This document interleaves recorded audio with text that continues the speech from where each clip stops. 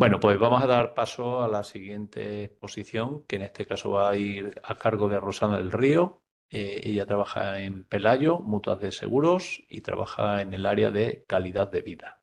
Y viene a hablar de la importancia de la medición en la salud mental. Lo primero, Rosana, darte las gracias por estar hoy por aquí, por dedicarnos también un tiempo para compartir vuestra experiencia, tu conocimiento, y va por parte de todo el equipo. ¿De acuerdo? Pues cuando quieras puedes comenzar. Muchísimas gracias. Muy bien, pues nada, gracias a ti, Agustín, tanto por la organización del Congreso como, por supuesto, por la invitación. Y bueno, si siempre participar en un congreso de estas características impone un poco, hacerlo después del profesor Antonio Cano es todo un reto, así que espero estar a la altura. Pero bueno, es verdad que no es mi intención ni mucho menos impartir una clase magistral maravillosa como la suya, sino compartir en este caso mi experiencia y la experiencia desde Pelayo en la implantación de una estrategia de bienestar que tiene además mucho foco en salud mental, y ahora os contaré, y que además, sobre todo, compartir la importancia que nosotros le hemos dado a la medición y cómo la analítica de datos nos ha servido para apoyar y para diseñar y desarrollar esta estrategia. Así que nada, buenas tardes a todos y todas los asistentes, y también buenos días a los que nos siguen desde Latinoamérica. Yo, antes de empezar, sí que quería, sobre todo por este segundo colectivo, quizá más de Latinoamérica, presentaros un poco nuestra organización, Pelayo, ¿no? También para enmarcar y que entendáis mejor todo lo que os voy a contar a continuación. Pelayo es un grupo de empresas, su empresa matriz es Pelayo Mutua de Seguros. El año pasado cumplimos 90 años de historia. Compañía 100% española, con implantación, como veis ahí, a nivel nacional, casi 1 millón de clientes. La facturación principal proviene del seguro del automóvil, que distribuimos por diferentes canales, pero principalmente a través del canal Agentes, con oficinas propias en las que nuestros comerciales pues, venden nuestros productos. En cuanto a plantilla, somos actualmente algo más de 1.000 empleados, mayoritariamente mujeres.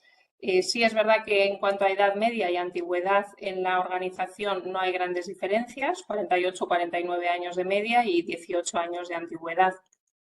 Con una dispersión geográfica en España importante, aunque gran parte de la plantilla, aproximadamente la mitad, estamos en Madrid, pero tenemos personas y equipos prácticamente por todo el territorio nacional, incluido Canarias, que lo he excluido del mapa por tema de espacio, pero también Canarias.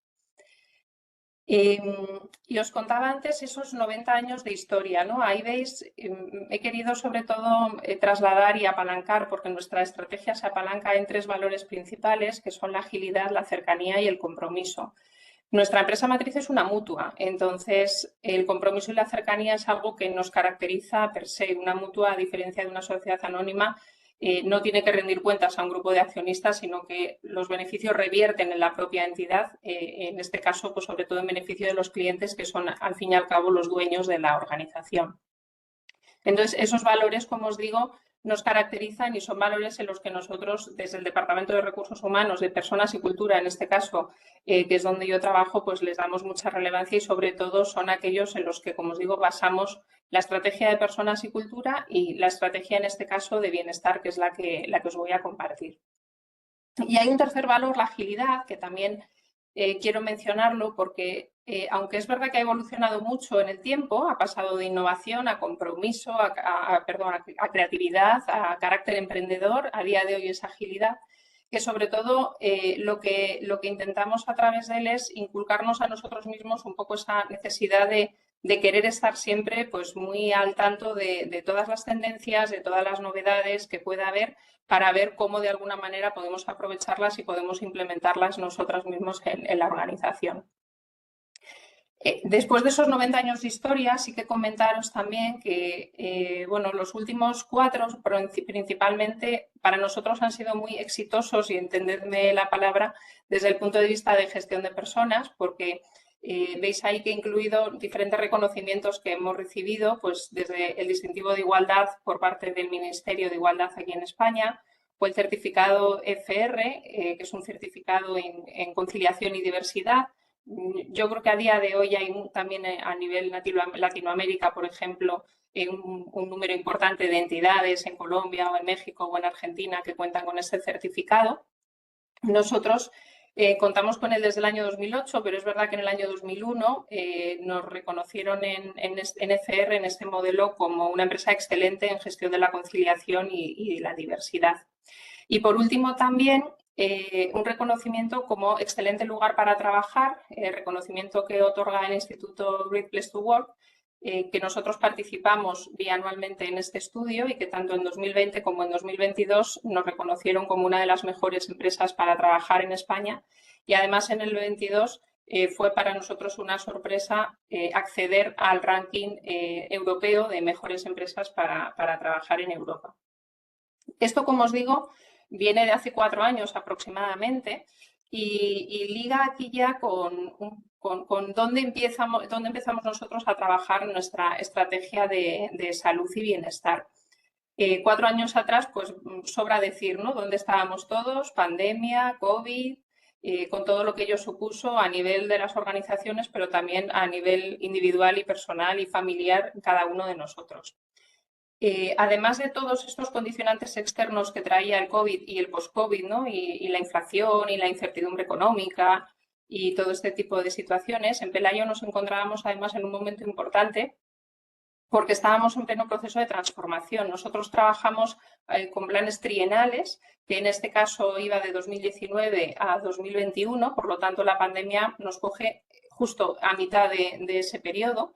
Y lo que hace es agilizar todavía más ese proceso de transformación en el que estábamos. Para que os hagáis una idea, nosotros no trabajábamos en modo remoto, no habíamos implantado aún el teletrabajo.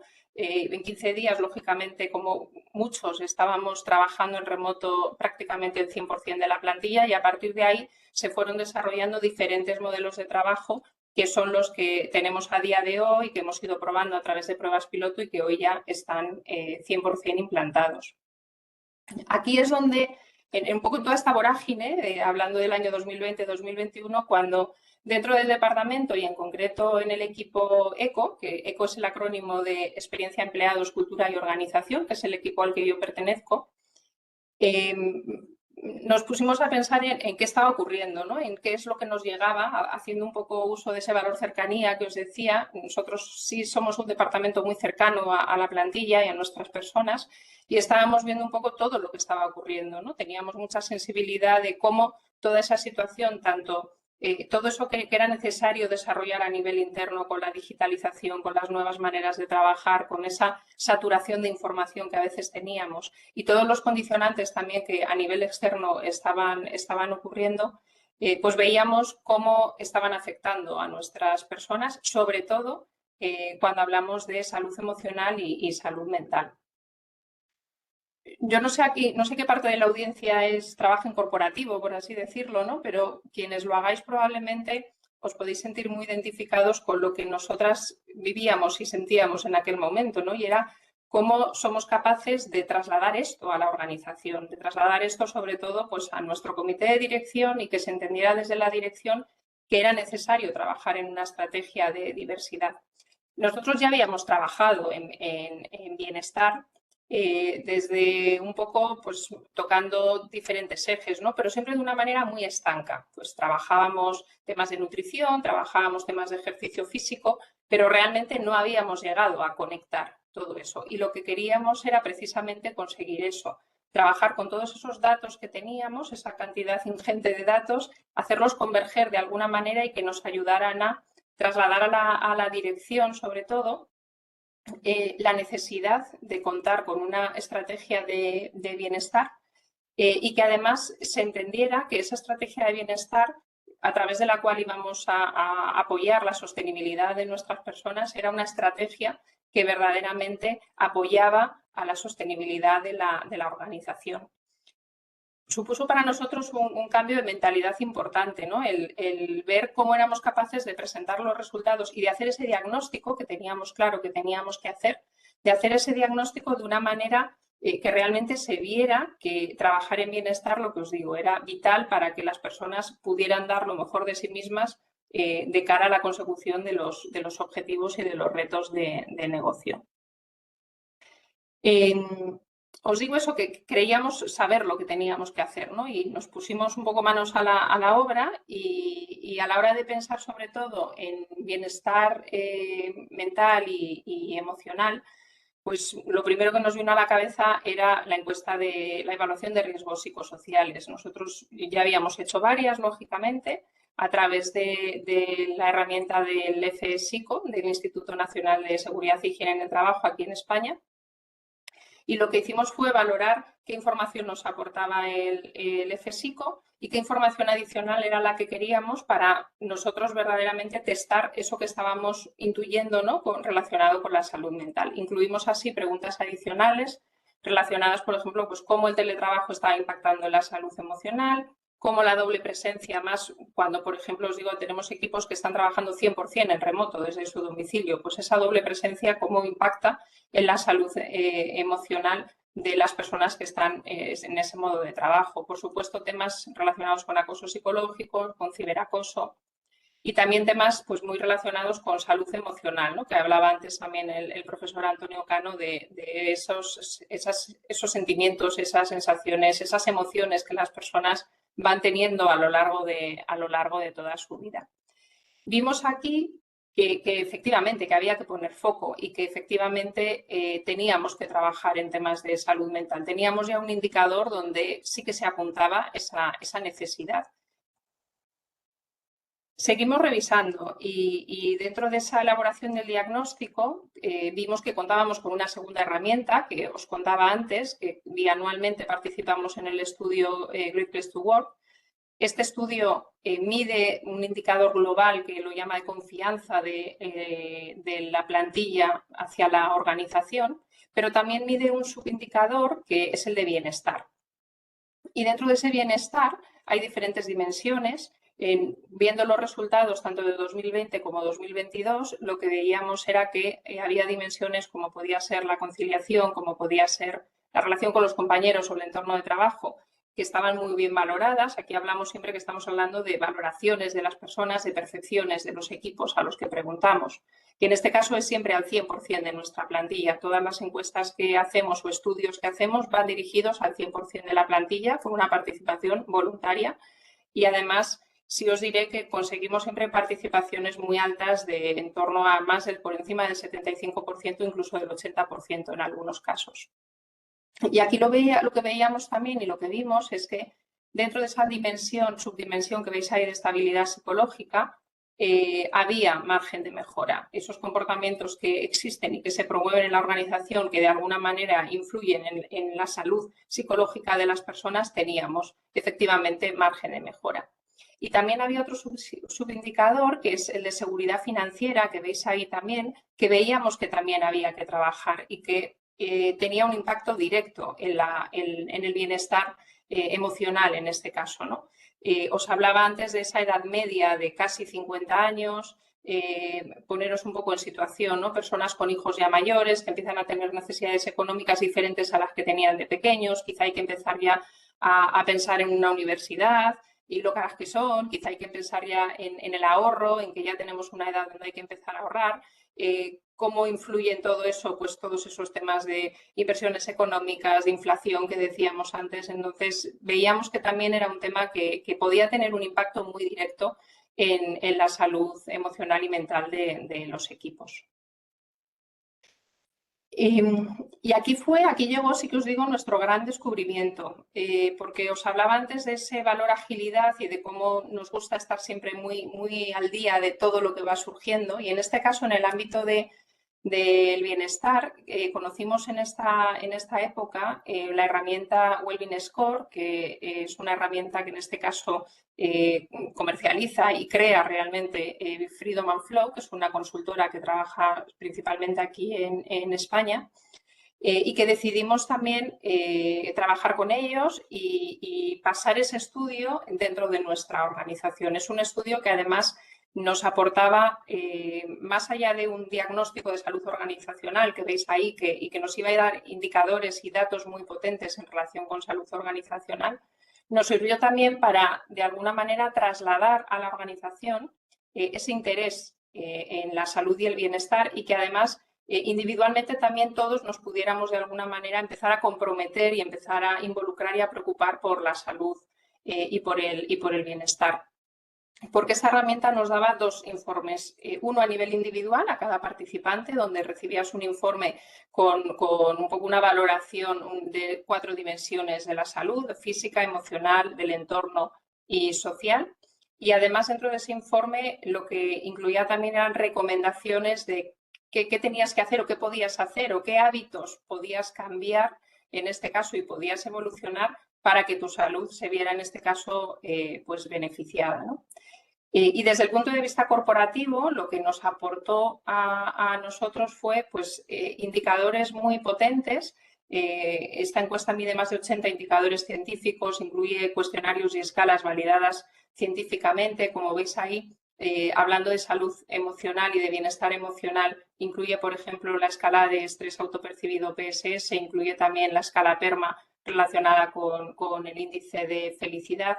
Y aquí lo que obteníamos era, por cada una de esas dimensiones, pues en cuáles podía haber un riesgo elevado para la salud y el bienestar, y en cuáles podía no haberlo y no lo había, ¿no? En nuestro caso, volvimos a constatar aquí que en el ámbito de ese bienestar emocional, sobre todo lo relacionado con la gestión del estrés, la gestión de la incertidumbre, se veía penalizado. Veíamos también que había dimensiones que de alguna manera influían muy positivamente en la salud y el bienestar de la plantilla, ¿no? Y en todo eso que veíamos de las relaciones con las personas, pues la capacidad de trabajo, el resultado que obtuvimos es que éramos una organización con una capacidad de trabajo muy elevada. También la apertura a la diversidad, que era también una de las dimensiones mejor valorada, con todo lo que ello ayuda, ¿no? a que haya entornos de trabajo equilibrados. Y esta, como os digo, fue una herramienta para nosotros muy, muy interesante, porque además Wellbeing Score es una herramienta basada en inteligencia artificial.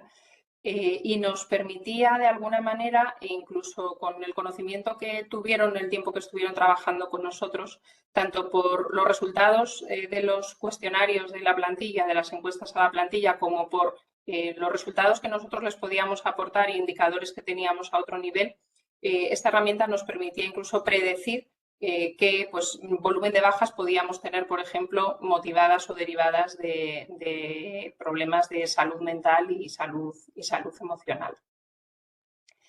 Y por último, para tener un poco esa foto completa de diagnóstico que hicimos, trabajamos también, por un lado, lo comentaba antes el profesor Antonio Cano, ¿no? Dentro de la actividad de vigilancia de la salud incluimos esa evaluación PHQ-4, donde obteníamos resultados relacionados con depresión y ansiedad.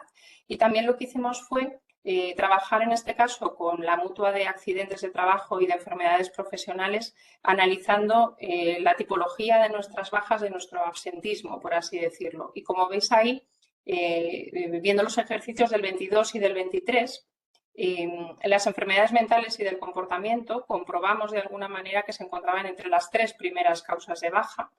Además, en el 2022 y en el 2023, las bajas iniciadas correspondientes a enfermedades mentales y del comportamiento pasaron del 2% en 2022 al 5% en 2023.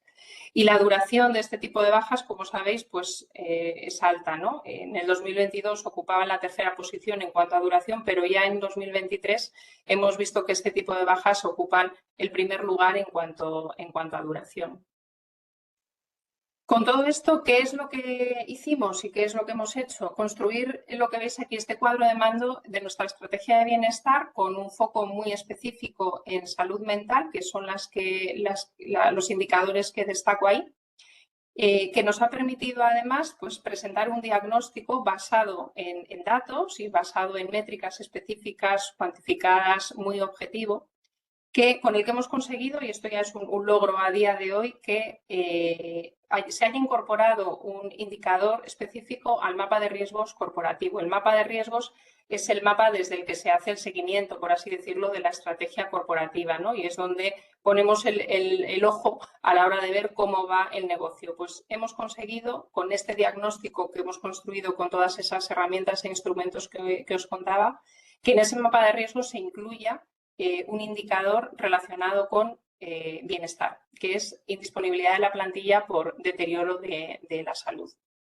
Y eso es algo que ha sido un hito en nuestra organización y para nosotras pues ha sido muy satisfactorio porque al final sabéis que el hecho de elevar esto a ese nivel corporativo pues es lo que nos va a permitir contar con el apoyo del equipo de dirección, que lo necesitamos, tanto en el apoyo del día a día como a la hora de implementar las medidas y las estrategias que ahora os contaré y sobre todo también de alguna manera nos permite garantizar o por lo menos ser muy optimistas a la hora de pensar que podemos contar con un presupuesto que al final es necesario para trabajar y para implementar la estrategia de bienestar.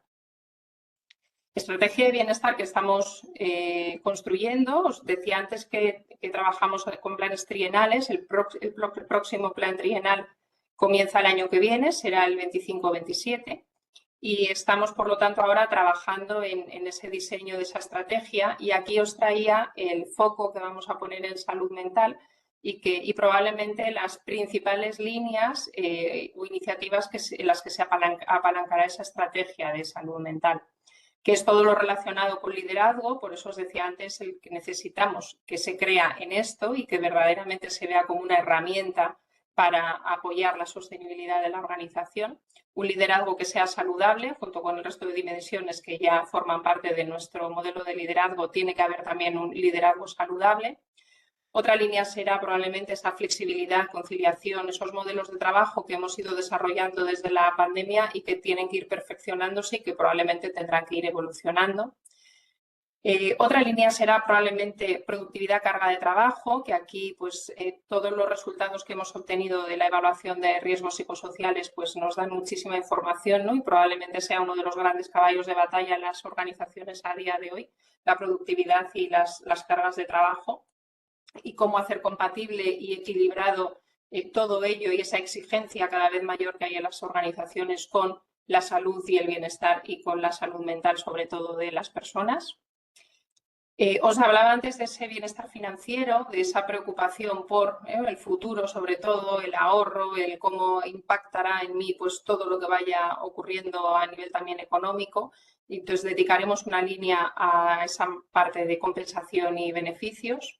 Por supuesto, todos los temas relacionados con prevención del acoso, que lógicamente cuando ocurre, pues el impacto que tiene, ¿no? Tanto en la persona acosada o presuntamente acosada como en su alrededor y el equipo en general pues es muy importante y el impacto en salud mental pues es evidente.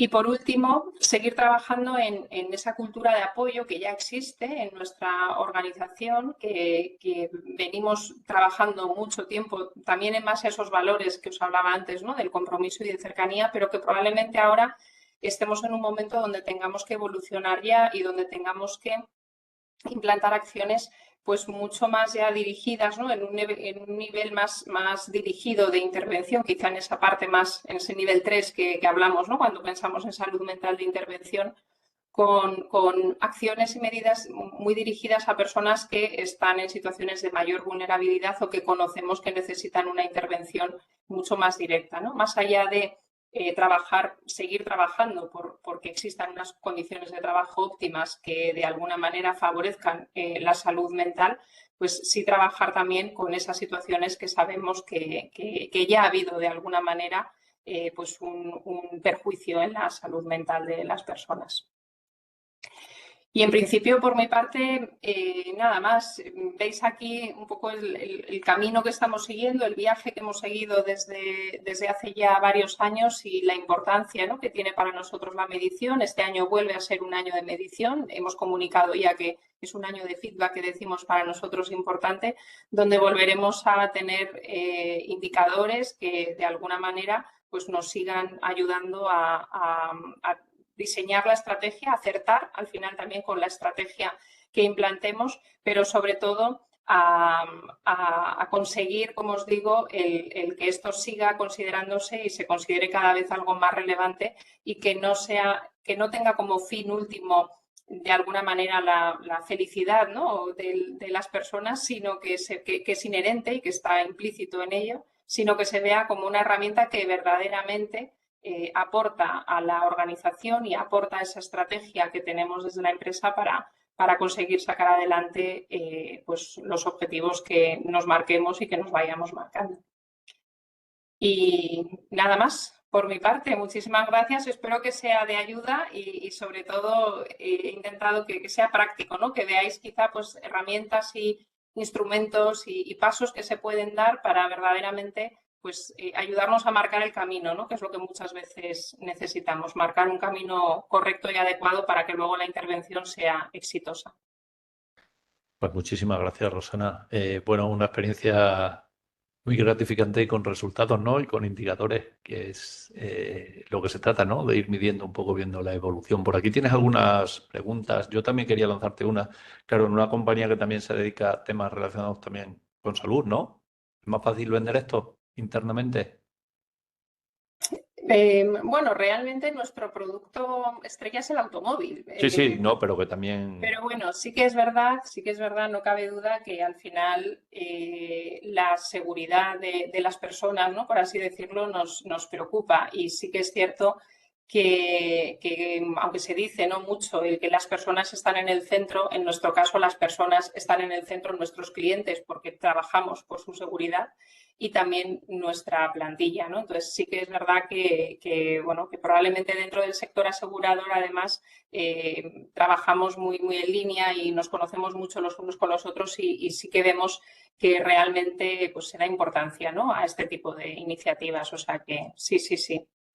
Por aquí te preguntan, Rosana, ¿tenéis el correo de Rosana, el perfil de LinkedIn también si queréis contactar Sí, con por ella? supuesto. rdelrio@pelayo.com, igual que el resto de los participantes, si queréis contactar con ellos o a través de perfil LinkedIn que estamos compartiendo, nos mandáis un correo y os compartimos. También tenéis todas sus presentaciones, que en todas, prácticamente en todas tenéis los correos electrónicos, podéis dirigir a ellos por aquí. Ana decía que bueno, la antigüedad media de la empresa. ¿Nos podría decir a través de qué empresa lanzaron el Wellbeing Score? ¿Se puede buscar directamente en internet o se debe hacer a través de Sí, alguna se puede empresa? buscar, está incluido en la presentación, la empresa que comercializa esta herramienta es Freedom and Flow, que es una consultora que dirige en este caso Beatriz Crespo. Fijaros que Beatriz es una magnífica profesional en el ámbito de la salud y del bienestar. Recientemente, además, ha sido reconocida como una de las, creo que es de las mujeres más relevantes en el mundo del mundo del deporte, porque ella proviene de ahí, ella creo que es médica y proviene de ese mundo del deporte y ha dado el salto a cómo desde las empresas se tiene que trabajar y se puede trabajar el bienestar y la salud con un foco, pues eso, ¿no? Muy centrado en la métrica, en que la medición puede ayudar a que seamos conscientes de qué punto estamos, que tengamos diagnósticos potentes en las compañías para, como os digo, ser exitosos y acertar cuando decidimos implantar una estrategia de bienestar o medidas relacionadas con la mejora de la salud. Por aquí también te preguntan, Rosana, y con eso damos paso a la siguiente intervención. Dice, ¿qué plazo trabajáis para estas intervenciones? Para las intervenciones individuales, me imagino que se refiere, que mencionaba antes, Sí, o supongo. sí, realmente no tenemos un plazo como tal. Cuando se trata de intervenciones más individuales, se trabaja muy directamente con las personas. Entonces, cada situación puede requerir pues, intervenciones diferentes y plazos diferentes. Entonces, no podría decir un plazo muy concreto o una media siquiera, porque al final esas intervenciones más directas con las personas responden a lo que se requiere en cada momento.